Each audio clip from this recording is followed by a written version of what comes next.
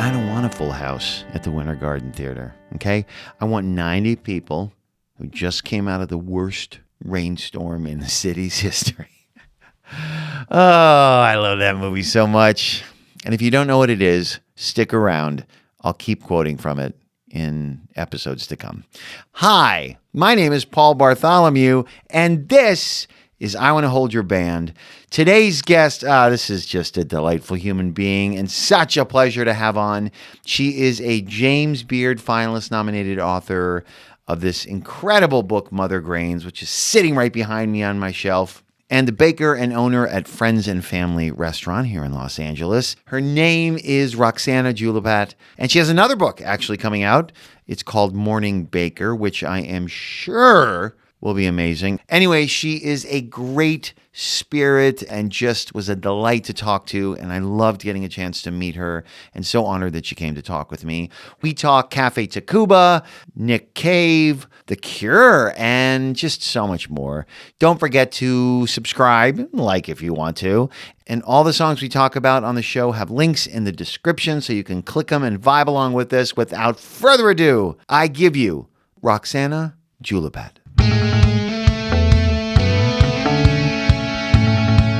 The first question I always start with is the first piece of music, artist, album that you remember coming into your life. Well, it is kind of embarrassing, but I think it was ABBA. Why is that embarrassing? That's not embarrassing. It was really funny because even then I remember not loving everything about ABBA. So I am the middle sister in a house of 5 children. And my little sister had gotten for her birthday a 45. And one side was Chiquitita, and the other side was Fernando, right? And I remember it was also ABBA singing in Spanish. I grew up in Costa Rica. So ABBA sings in all languages, apparently. And they were singing in Spanish. And Chiquitita was a total catchy tune, and we would sing out loud.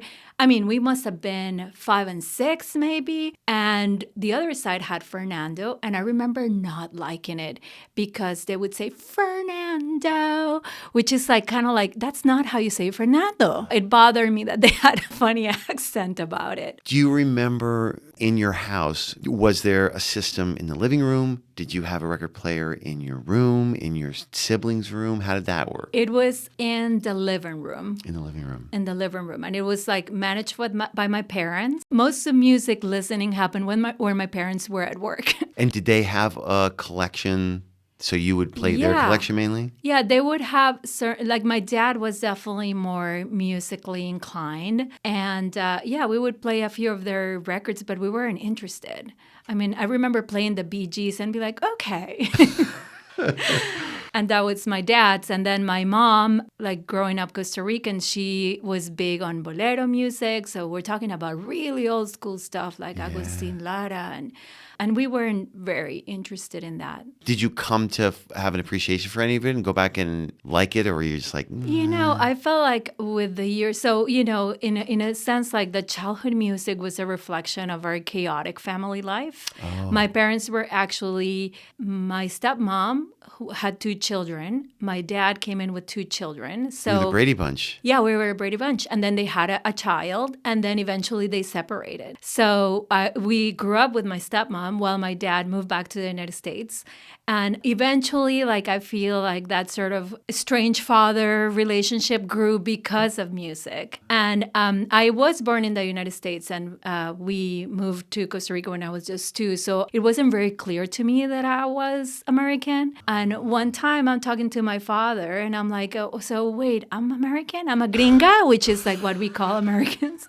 And I'm like, weird, huh? So where was I born? And he bought me a cassette of Born in the USA.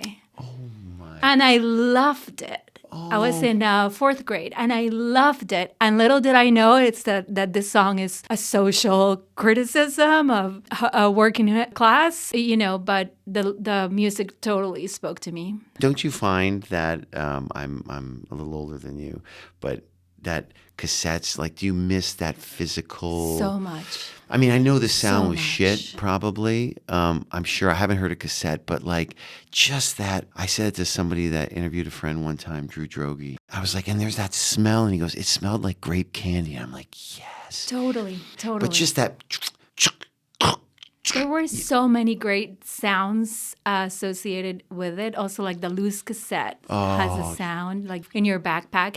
But also, it was like the ritual, right? Like you go, you play your tape, and then you pull the little paper inside the tape, and you learn all the lyrics, and you hear the name of you read about all the musicians that were part of the tape. And then you exchange it. You make mixtapes for your friends. Mixtapes, which was such a when art. a boy made you a mixtape, Somebody said, and I did not think about it until they said it, they were like, I remember there was something about the rhythmic sound of the machinery of a cassette tape that when I knew a cassette really well, you'd have a song and maybe you'd be 3 songs in and you wanted to go to the second song, you could go rewind, junk, and stop it. And you would just know when to stop it, and it would, and you'd start it right at the right time. It was so weird. Do you remember, you got born in the USA from your dad, but do you remember the first piece of music you bought for yourself? That was like, oh, this is mine. You know what? Everything we did in my family was a group, right? With 5 children. Can you imagine? But I remember we went to see watch Footloose, the movie, which, come on. Come on. That movie. Ugh, that movie. And we collectively I think we bought the LP, actually, which had a great cover of Kenny that cover Loggins. of him doing like this. Like he's got that. Yeah. Oh. And so many bangers in that many. movie. Yeah, so awesome. And that ending scene with the glitter, and then they start. And there's just like a little bit of everything. There's like loss, and then there's also like rebellion, and then there's also like parents that have a moment of connection, but they were tough in the beginning, and a little religion.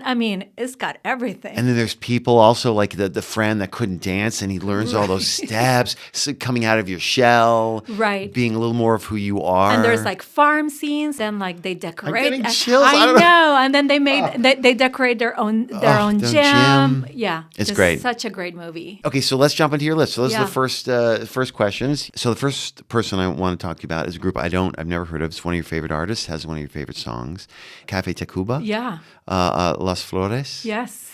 So tell me about that. So Café Tacvba is a Mexican band that is, you can definitely say is a rock band, but they are definitely a little genre bending and definitely with a lot of Mexican pride. And so you'll hear certain traditional Mexican tunes in there, or you can hear the influence in certain songs. They have an incredible frontman that is incredibly theatrical. Love that. But the musicians independently work on other outside projects, and they perform in Los Angeles all the time.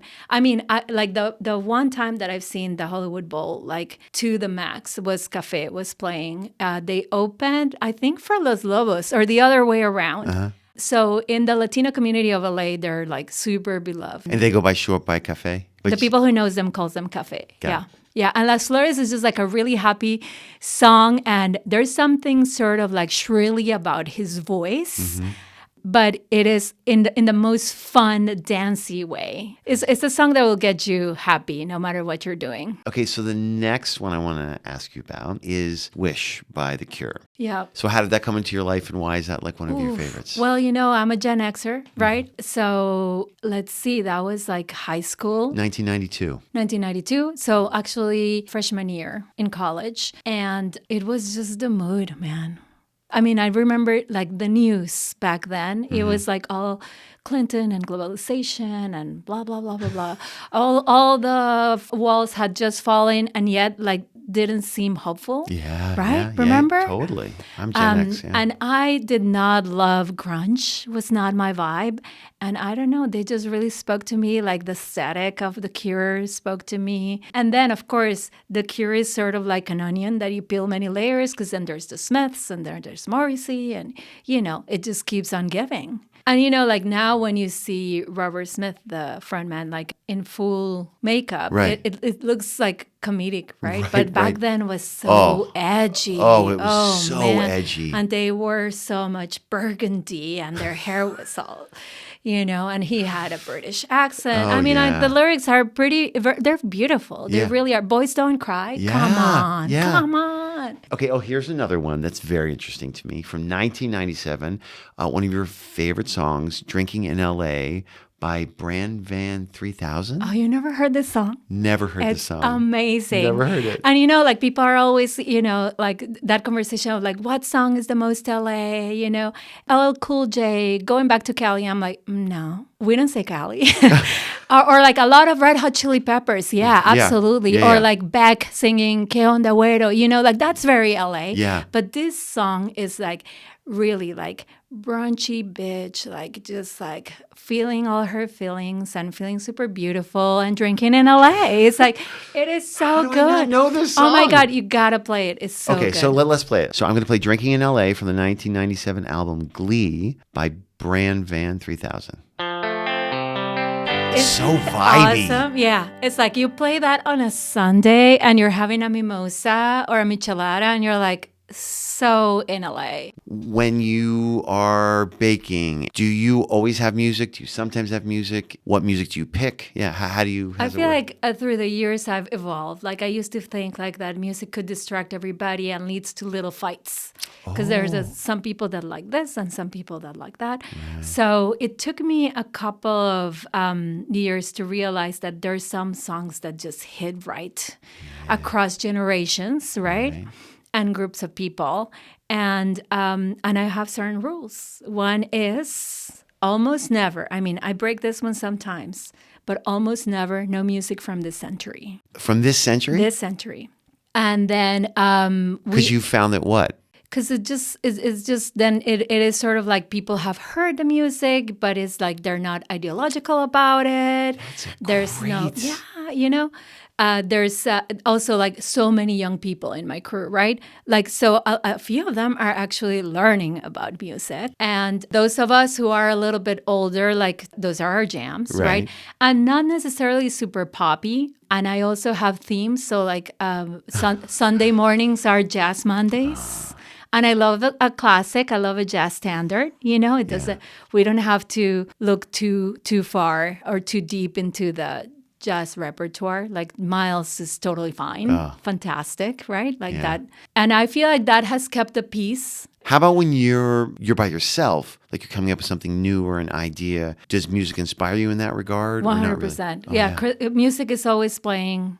And I would say that in later years, I've become more like exploratory and like the cool factor doesn't play at all. And I also love to hear something that my husband Dan will be playing because it's always out of the box.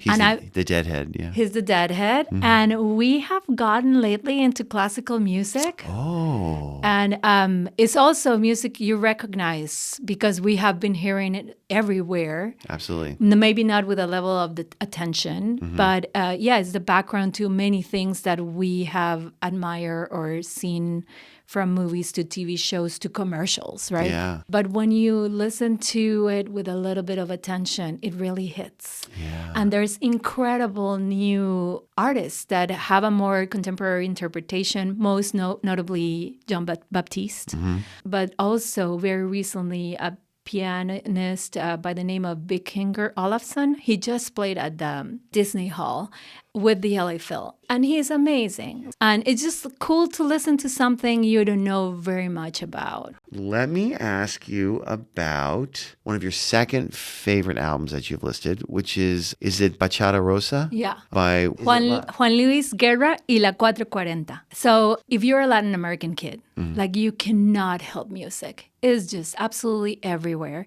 And there's a lot of like just common hits that you just hear and repeat everywhere, sang by many different artists throughout the decades. And everything is very dancey, or like Latin American music is notably dancey. So a lot of merengue and salsa and vallenato and all these others.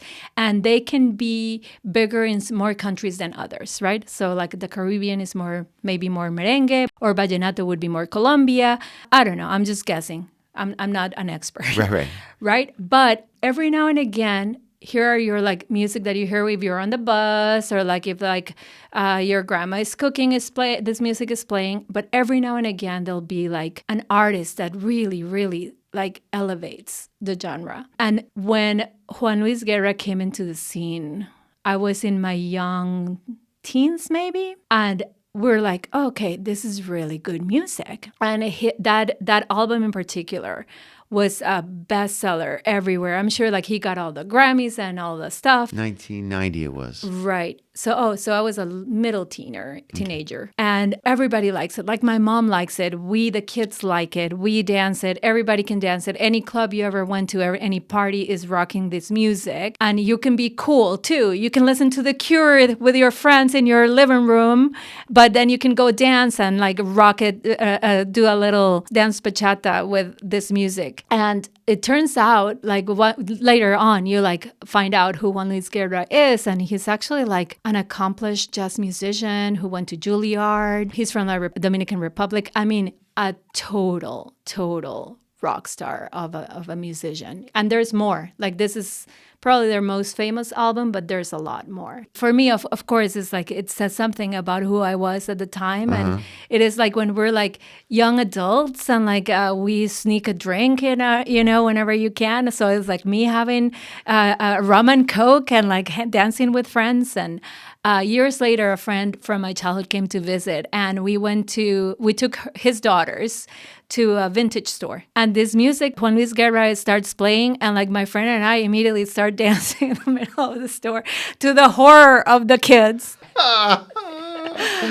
It just really takes you there. That's the power, I guess, of music. So let's talk about one of your favorite albums, When the Pawn, from 1999 by Fiona Apple. How did that come into your life? I was in LA. I had just moved here, maybe I moved here in 1998. I moved back after living for 20 years in Costa Rica. So I'm here in LA, meeting all these people. I had just started cooking school, and I'm meeting restaurant people. And yeah, restaurants at the time were all the things we think chefs are, toxic and a lot of drug use and a lot of drinking and working crazy hours and staying up really late. All of those things were happening, not that I was fully engaged in all of them, but for sure that was the environment I was working in. Yeah. And, it was like my first times dating in LA, and it's kind of awful. Awful. And there was some angry woman energy to this album that really carried me through for a few years. And it was not just me. It was something I would listen to my friend. Like we would be smoking cigarettes and the windows are down and we're listening to Fiona Apple and driving to Amoeba Records or whatever. And it was just really something women my age were feeling at the time. Yeah. And it was sort of like a little bit nice to hear women not be pretty, Right. Yeah.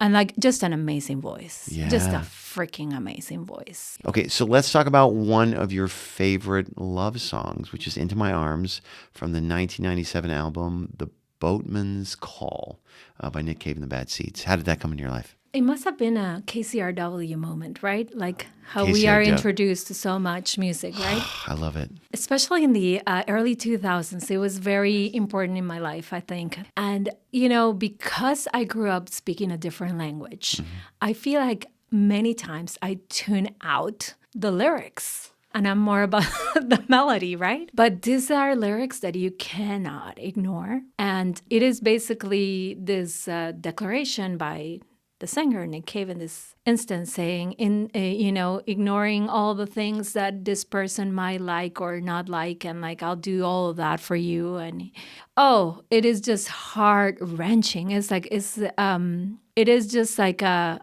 message of unconditional anything, And I am not a lovey-dovey person at all. Really? Like, I don't celebrate Valentine's. I celebrate anti-Valentine's. So for a love song to grab me, it has to say something super real. So I would say also an incredible vocal, because that's who he is, and is a very, very soft, almost in the background melody. So it really is all about the vocals. Oh, that's great. It's a great song. Great song. So tell me, one of your favorite artists was Andrew Bird. So tell me about Andrew Bird. He's just been on my mind. I mean, I've always liked him, and I feel like I keep running into his music. I see, like, I'll be watching a show, and I'm like, I think that's an Andrew Bird song, because like the music can be really cinematic. I've seen him live a couple of times, but very recently, I lost a really good friend. Like, she died unexpectedly 2 weeks ago. Maybe less than 2 weeks ago. And, she was a larger-than-life figure. She was a fellow baker and had a really beautiful business in Pasadena and a network as wide as the Pacific Ocean. So when we got notice of her memorial service, we knew that it was going to be a packed house and that a lot of friends flew from all over the country to come bid her goodbye, right? And because that was her spirit, I knew that it was going to be a real celebration of life, and that anybody who had any hand in organizing the event was going to just make it a happy, beautiful, colorful one, right? Very evocative of who she was and how she sits in our hearts, right? And her name is Christine Moore, and we show up at All Saints Church in Pasadena, and it is beyond packed. Like, we're like shoulder to shoulder in our pew, and this man just like walks to the altar, in the church, picks up his violin, and starts performing, and is freaking Andrew Bird. I was so moved because he's not a small artist. Yeah. And to find the time and the compassion to show up to this community that was really hurting, Yeah. And he played this beautiful song, I think it's called 3 White Horses, and just beautiful, beautiful. And so he's been on my mind. That says so much about who he is as an artist. So tell me 3 musical artists you'd like to have a dinner party with. Oh, whoa. Dead or alive? They're coming to my house. They're coming to your house. Okay. Yeah. My husband, at the time we were dating, he took me to see Bela Fleck, the banjo player. Sure. And of course, amazing music, incredible band. The first thing I thought is, I want to make him cookies. Wait a second. I think he should come home, and we should have coffee and make him cookies. Where did that come from? I don't know. I could totally see ourselves, like, Dan and I sitting down, brewing some good coffee and having cookies with this man and chatting it up. And I would love to have a dinner with crazy women, and by crazy women, I mean, like, I don't know if you know Tacvba Vargas. No. She is, let's please write this down, because you're going to go and listen to her rabbit hole right after this. She is a Costa Rican born artist who moved to Mexico, and she sings all this ranchera music. Her best songs are sang a cappella by herself, no accompaniment, no other, no chorus, no nothing. But, she has also been performer for 7 years. And she often is singing the repertoire of Mexican rancheras, which is wide, right? Mm-hmm. And often sang by men. And she's a bad bitch. You just know it casually, because we live in LA. Mm-hmm. If there was like ever an opportunity for me to sit down with Beck, I would totally have to. Okay, Beck. Okay, Spotify or iTunes? Spotify, but reluctantly. What artist's body would you like to inhabit to perform one of their songs at a concert, and what song would it be? Is it terrible to say Tracy Chapman? No. Tracy Chapman and Fast Car. Oh. Or Sinead O'Connor and Nothing Compares to You. Best air instrument, air guitar, drums, or piano? I would say lately, drums. Drums. Lately. But for most of my life, guitar, I would say. Okay, free front row ticket, any concert, any decade, you can time travel. Still, well, it could still happen. But Rolling Stones. Aliens, yes or no? Yes. I mean... How could it? Yeah. I've had 2 people say no, and I respect it. I it's like, how could... Also, define alien. Right. Cilantro, yes or no? Absolutely. Right. I mean, that's, yeah. Favorite music video? Sledgehammer. Oh. Yeah. Peter Gabriel. Yeah. Sledgehammer. That's a great video. Another great one, cheesy, but nonetheless pretty amazing. Aha. Take on Me. Great. Yeah. I mean, like, of course. that's, I mean, great video. Yeah. Okay, last question. Probably the most important question. Toilet paper, waterfall or under the bridge? Under the bridge. Under the bridge? Under the bridge. This No. is so meaningful. But you have a caveat. Go ahead. What's your caveat? Are you a folder or a water? Oh, that's a great Right? way to double down. Am I a folder or a water? I'm kind of I'm a folder who then wads the base. No, So that's technique. I fold to create surface area. Yeah. Folder or water? Folder all the way. Yeah. Folder. Yeah. Yeah. Yeah. That's you. Well, that's it. I'm so delighted that you came and you talked to me, and I'm a new accolade fan of your work, and I'm excited to try more of it. But thanks for coming and talking. And I can't wait for you to listen to Tacvba Vargas. I am so excited. I have so many assignments from you, so I'm excited. So Thank you for having me. This is super fun.